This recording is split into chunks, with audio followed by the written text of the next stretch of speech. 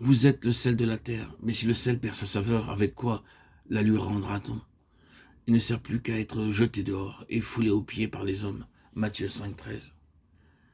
Dans Matthieu, nous lisons que notre Seigneur, regardant la multitude, se mit à délivrer son message. Il leur disait qu'ils étaient venus pour obtenir la guérison, mais que la guérison ne les rendrait pas heureux. Il les guérit, cependant ils n'étaient pas heureux. Ils n'avaient pas de joie véritable, ils avaient besoin de sel. Notre Seigneur disait, lorsque vous deviendrez mon sel, bien que vous soyez peu nombreux, à travers vous je donnerai la paix véritable, la joie et le bonheur au monde entier.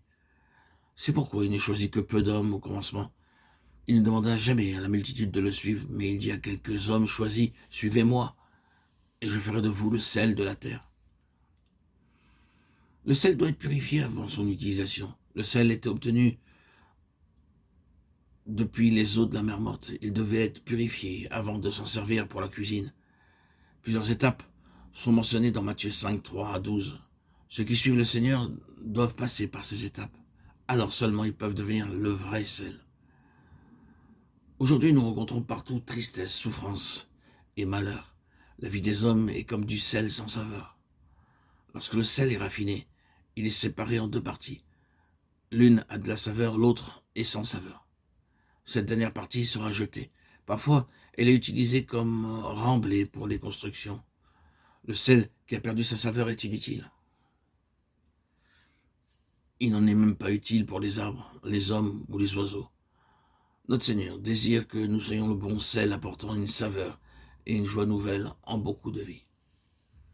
Le sel est une bonne chose, mais si le sel perd sa saveur, avec quoi l'assaisonnera-t-on? Il n'est bon ni pour la terre, ni pour le fumier. On le jette dehors.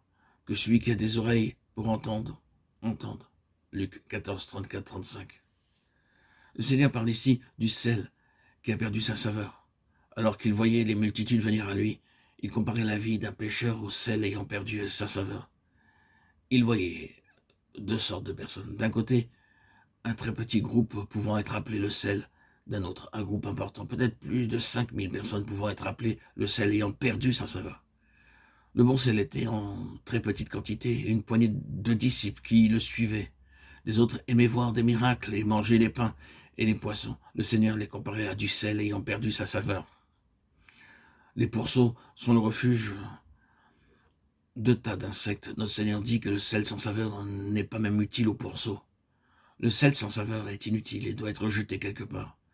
Telle est la conduite et la condition d'une personne perdue. Si vous ne pouvez pas dire véritablement que le Seigneur a pardonné vos péchés, ôté votre souillure et vous a donné une nouvelle nature divine, vous êtes comme le sel sans saveur. Peu importe qui vous êtes inutile. Votre séjour sur la terre n'est qu'un fardeau. Où que vous alliez, où que vous viviez, vous n'apportez que misère et tristesse. Ceux qui ne sont pas nés de nouveau ne peuvent pas affirmer qu'ils sont d'un quelconque secours ou d'une quelconque utilité pour les autres. Leur vie est gâchée.